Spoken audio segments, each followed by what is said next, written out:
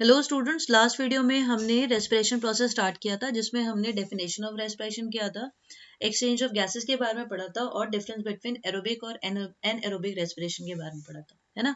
सो इस वीडियो में हम क्या पढ़ रहे हैं, एनर्जी रिलीज ड्यूरिंग रेस्पिरेशन। देखो इसमें क्या होता है, the energy release during respiration is used up to make ATP molecule from ADP and inorganic phosphate. So ATP का फॉर्मेशन होता है, किसके हेल्प से हो रहा है, वही एनर्जी रिलीज होती है रेस्पिरेशन प्रोसेस में उसके हेल्प से और ADP एंड इनऑर्गेनिक फॉस्फेट के हेल्प से। तो देखो क्या होता है, ऐसे लिख सकते हैं हम कि ADP इनऑर्गेनिक फॉस्फेट, यहाँ पर एनर्जी और क्या बना ATP मॉलिक्यूल। ठीक है, ये ATP क्या होता है, इसी को हम एनर्जी करेंसी बोलते हैं, है ना।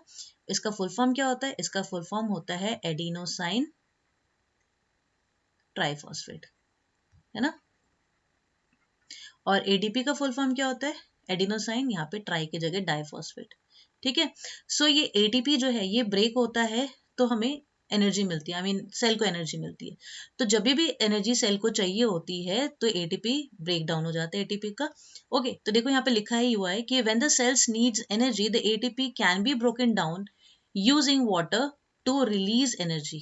ठीक है, सो जब भी सेल की जरूरत होती है ये ATP ब्रेक हो जाता है और broken down using water to release energy. ठीक है, अब ये जो है ना वाटर टू रिलीज एनर्जी जो होता है, ये जो लिखा है यूजिंग वाटर, एक्चुअली क्या होता है कि ATP के टर्मिनल पार्ट पे इनऑर्गेनिक फॉस्फेट्स होते हैं जो वो ब्रेक होते हैं विद हेल्प ऑफ वाटर और हमारा ATP जो है वो इसलिए ब्रेक हो जाता है और एनर्जी रिलीज होती है।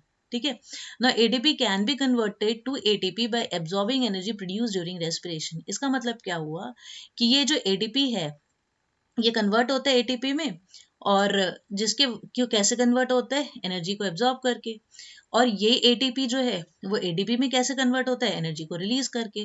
वही ऊपर वाली बात है, बस इतना ध्यान रखना कि ये ATP जो है वो ADP में कैसे कन्वर्ट हो रहा है, एनर्जी को रिलीज करके, है ना। और ये यहाँ पर जब ADP एनर्जी ले लेता है तो ये ATP का फॉर्मेशन हो जाता है। ठीक, now ATP can be converted back to ADP releasing energy to be used by the cell again and again, and this ensure a continuous supply of energy to the organism. Okay, इसका मतलब क्या हुआ कि ATP जो है वो ADP में convert होता है बाय रिलीजिंग एनर्जी। और ये कब जरूरत होती है, कब जरूरत होती है ATP की, ये ब्रेक होने की, जब हमें हमारे सेल को एनर्जी की जरूरत होती है।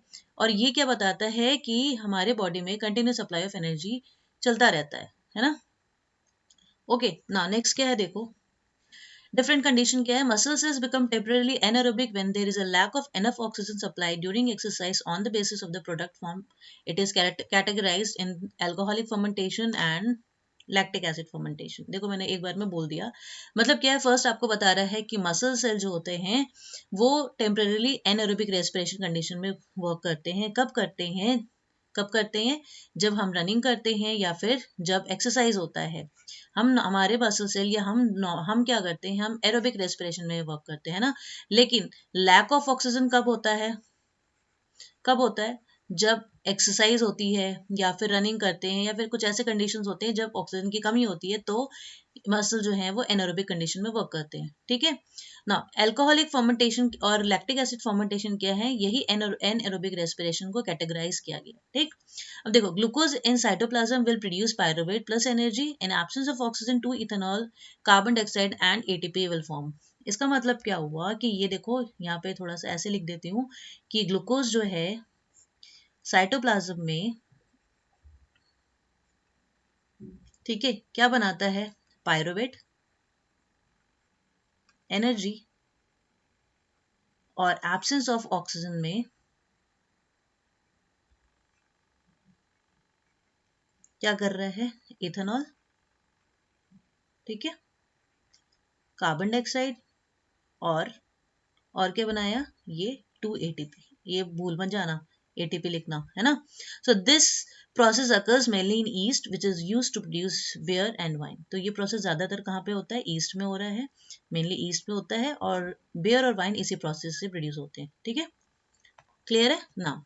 लैक्टिक एसिड फर्मेंटेशन में क्या होता है, ग्लूकोज जो है वो पायरुवेट और एनर्जी बनाता है, और finally 2 lactic acid and 2 ATP, मतलब लैक्टिक एसिड और ATP का फॉर्मेशन होता है। ठीक है ना, in yoghurt some bacteria cause milk to turn sour and these bacteria feed on sugar and break it into a lactic acid.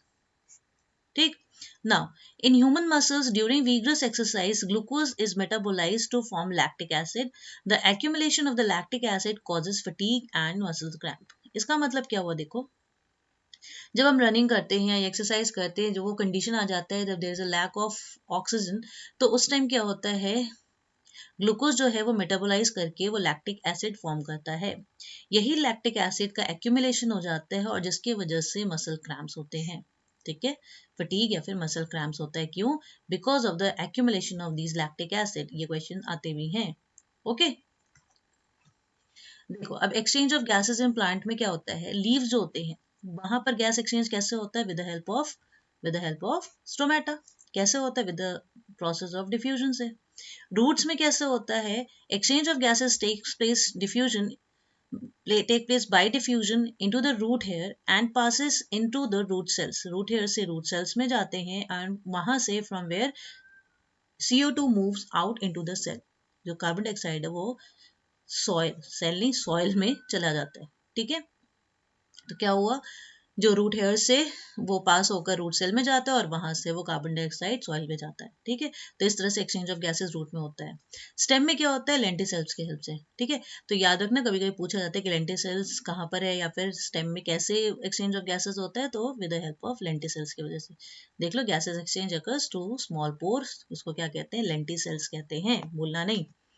ठीक ना, फेरिंग्स जो है, अब ये फेरिंग्स, लैरिंग्स, ट्रैकिया, ये क्या है, ये सारे रेस्पिरेटरी पार्ट है ना, और उनके फंक्शंस के बारे में हम डिस्कस करते हैं. ठीक, तो देखो क्या लिखा है, फेरिंग्स होता है, nasal chambers open into pharynx, it passes air to the larynx. तो फेरिंग्स जो होता है, नेजल चेम्बर जो होते हैं वो फेरिंग्स में ओपन होते हैं और एयर जो है वहां से पास होकर लैरिंग्स में जाता है. Now लैरिंग्स is located in the neck and in front of trachea also produce sound. लैरिंग्स को हम वॉइस बॉक्स भी बोलते हैं, साउंड जो प्रोड्यूस कर रहा है, और it is located in the neck, कहाँ पर, इन फ्रंट ऑफ ट्रैकिया.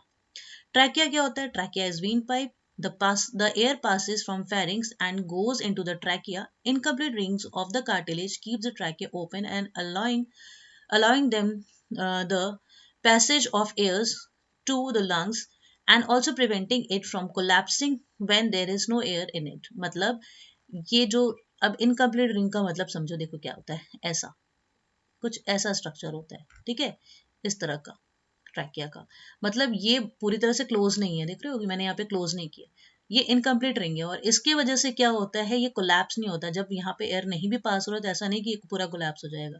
ठीक है, तो ये क्या कर रहा है, प्रिवेंटिंग इट फ्रॉम कोलैप्सिंग. ये याद रखना, ये कभी कभी पूछते हैं कि इनकम्प्लीट रिंग है तो इसका क्या फायदा है. ठीक है, तो इसका यही फायदा है कि ये कोलैप्स नहीं करता. अगर एयर नहीं है, देयर इज नो एयर, तो ये कोलैप्स करने से प्रिवेंट करता है. ठीक ना, ब्रोंकाई. ब्रोंकाई क्या होता है, trachea divides into smaller tubes called bronchi after entering the thoracic cavity. इसका मतलब क्या हुआ कि ये हमारा ट्रैकिया आया, फिर इधर से जब ये डिवाइड हो जाता है ब्रोंकाई में. ना ब्रोंक्यूल्स क्या होता है, ब्रोंक्यूल्स यही हमारे जो, ये सपोज ये लंग्स है, फिर यहाँ से जो फाइनली डिवाइड हो गया ऐसे, this is what, this is bronchioles. ठीक है, ब्रोंकाई सब divided into smaller tubes called bronchioles. Alveoli क्या हो गया, ये हमारे एयर सैक जो होते हैं, दैट इज एल्वियोली. हमने लास्ट वीडियो में भी डिस्कस किया था, ये बहुत सारे होते हैं, ये 3-4 नहीं होते, मिलियंस में होते हैं. ठीक ना, क्या लिखा है एक बार देख लो, कि balloon like structure located inside the lung, large number of alveoli increase the surface area for the gases exchange or for the exchange of gases. ठीक है, अब डायफ्राम क्या होता है, muscular partition between thorax and abdomen and forms the base of chest cavity. तो ये diaphragm देखो, जब हम इनहेल और एक्सेल पढ़ रहे थे तो उसमें भी पढ़ा था एक्सचेंज ऑफ गैसेस में, यही डायफ्राम जो फ्लैट हो जाता है ना, फ्लैटेंड हो जाता है पूरा, तो क्या होता है, वॉल्यूम बढ़ा देता है और जिसकी वजह से एयर अंदर आता है ना. एक बार देख लो क्या लिखा हुआ है कि muscular partition between the thorax and abdomen and forms the base of the chest cavity. जो कैविटी का, जो चेस्ट कैविटी के बेस बनाता है. And during inhalation it flattens. देखो ये मेन चीज है कि ये क्या करता है, इनहेलेशन में फ्लैट हो जाता है and increases the chest cavity को इंक्रीज करता है so that air is sucked into the lungs. है ना, मतलब क्या होता है, जो रिब्स होते हैं वो क्या लिफ्ट हो जाते हैं. ठीक है, लिफ्टेड अप आपने पढ़ा था उसमें. उसके बाद क्या होता है, हमारा डायफ्राम जो है फ्लैट हो जाता है और चेस्ट कैविटी को बढ़ा देता है, एयर जो है वो अंदर आ जाता है। While it relaxes during exhalation, और ये रिलैक्स होता है कब? एक्सहेलेशन के टाइम में, राइट। ओके, तो स्टूडेंट्स अभी यहीं तक रखते हैं, नेक्स्ट वीडियो में आगे कंटिन्यू करेंगे। Okay, thank you.